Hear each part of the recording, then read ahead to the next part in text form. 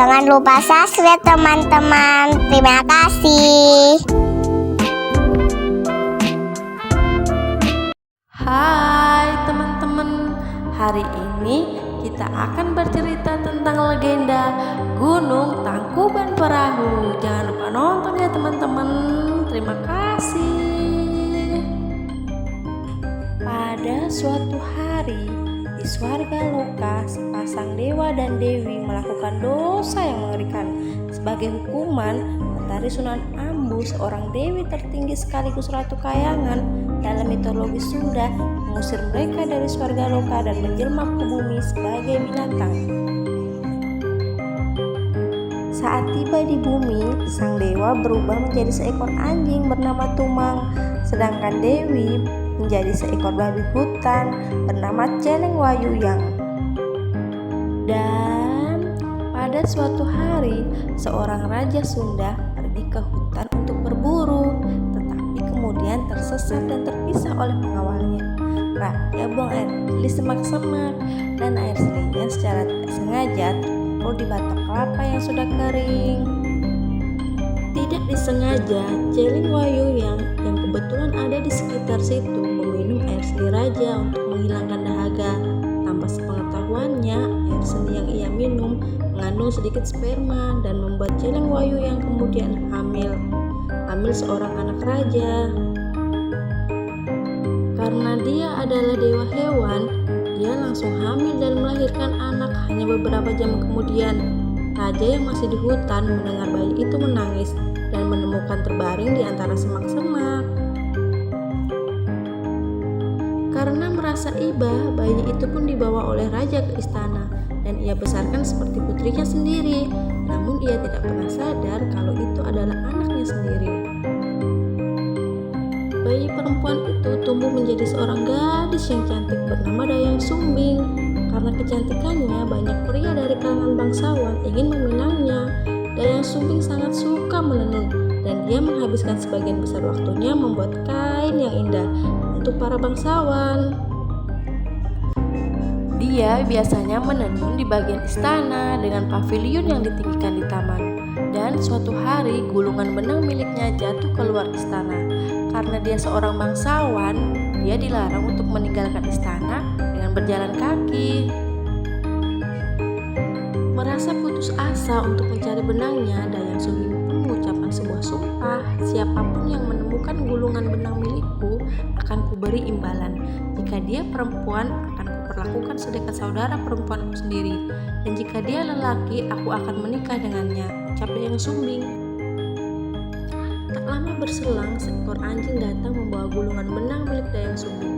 Karena sudah terlanjur bersumpah, Dayang Sumbing merasa wajib memenuhi janjinya dan tetap menikahinya meski Tumang adalah seekor anjing. Karena sangat merasa geram, sang raja pun membuang Dayang Sumbing ke hutan.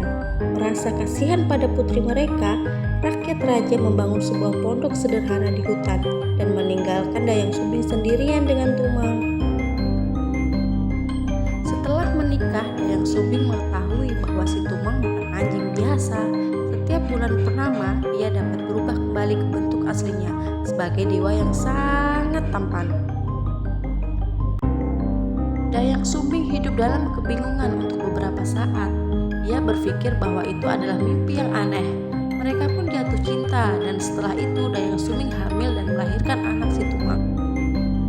Anak itu diberi nama Sangkuriang. Sangkuriang tumbuh menjadi anak yang aktif dan kuat. Saat berusia 10 tahun, ia diminta ibunya untuk berburu di hutan dan mencari hati rusa. Ia pun pergi berburu ditemani anjingnya Tumang, anjing kesayangannya.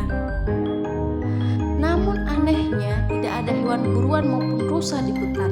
Namun Sangkuriang tiba-tiba melihat babi hutan. Dia mengejarnya dan mencoba menembaknya dengan panah, tetapi dihentikan oleh si Tumang yang menyadari bahwa babi hutan itu sebenarnya adalah neneknya Celeng Wayuyang. Karena merasa jengkel dengan Tumang, akhirnya Sangkuriang pun memanah Tumang dan Tumang pun meninggal. Akhirnya karena merasa tidak bisa pulang dengan tangan hampa, Sangkuriang memotong Tumang dan mengambil hatinya untuk dibawa pulang. Setelah meninggal, jiwa Dua Tumang kembali ke Swarga Loka sebagai dewa sejak ia menjalani hukumannya sebagai anjing di bumi. Kemudian Sang Kuryang pulang ke rumah ibunya dengan hati yang sudah ia janjikan pada ibunya. Saat tiba waktunya makan, Dayang Sumbing meminta ia memanggil si Tumang untuk diberikan bagian hatinya yang sudah dimasak.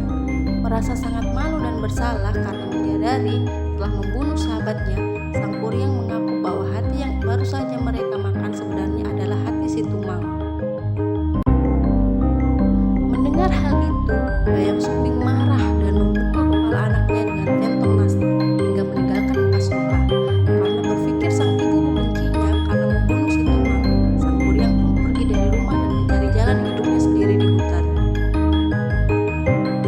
Saat ini, Dayang Sumbing telah tenang, tetapi gagal melacak Sang Kuryang. Dengan kata-kata, dalam kesusahannya dia berdoa kepada para dewa untuk menyatukannya kembali dengan putranya suatu hari nanti. Ia juga bersumpah untuk tidak pernah makan daging apapun. Setelah memutuskan untuk keluar rumah, Sang Kuryang mengalami hilang ingatan, dan selama berada di luar rumah, ia diasuh oleh seorang petapa pijak yang ahli dalam seni bela diri, dan ia mengajarkannya kepada Sang Kuryang. Sang Kuryang pun tumbuh menjadi seorang pria yang tampan dan kuat. Ia menggunakan kekuatannya untuk membantu penduduk desa melawan para pembuat onar. Suatu hari, Sang Kuryang bertemu dengan seorang gadis yang cantik di hutan. Gadis itu sangat cantik. Karena hilang ingatan, Sang Kuryang tidak menyadari kalau wanita itu adalah ibunya Dayang Sumbing. Sehari sebelum pernikahan, Dayang Sumbing tidak sengaja melihat bekas luka di kepala pria yang ia temui di hutan itu. Saat itu ia sadar kalau luka tersebut sama seperti milik putranya yang hilang 12 tahun lalu. Sadar akan hal tersebut, ia berusaha untuk menggagalkan rencana pernikahannya. Dayang Sumbing pun mengatakan pada Sang Kuryang kalau dia adalah ibu kandungnya, tetapi Sang Kuryang tidak percaya. Demi menggagalkan pernikahannya, Dayang Sumbing memberikan sebuah tugas yang sangat mustahil dan tidak mungkin dapat dikerjakan oleh Sang Kuryang. Ia meminta putranya harus membangunkan sebuah danau besar dan membuat sebuah perahu untuk mereka berlayar dalam waktu 1 malam. Sang Kuryang pun menyanggupi tantangan tersebut dan ia meminta semua makhluk gaib untuk membantunya. Setelah fajar menyingsing, Dayang Sumbing sadar kalau tugas yang ia berikan pada sang anak sudah hampir selesai. Demi menggagalkan hal itu, Dayang Sumbing menggunakan syal ajaibnya untuk memenuhi ufuk timur, kilatan fajar. Ditipu oleh apa yang tampaknya fajar, ayam berkokok dan petani bangkit untuk hari yang baru, Sang Kuryang mengira ia telah gagal dan merasa kesal. Ia menendang perahu yang telah ia bangun dan terjatuh, terbalik, mengubahnya menjadi gunung tangkuban perahu. Tak ingin langsung menyerah, ia berusaha memaksa Dayang Sumbing untuk tetap menikahinya. Namun Dayang Sumbing melarikan diri, ia lari ke atas bukit. Ia mengejarnya dan ketika Sang Kuryang hampir menyusulnya, Dayang Sumbing memohon kepada Yang Maha Kuasa untuk membantunya yang terakhir kalinya. Sebagai tanggapan, dia diubah menjadi bunga jaksi dan Sang Kuryang pun gagal menemukannya dan ia pun menjadi gila. Selesai teman-teman.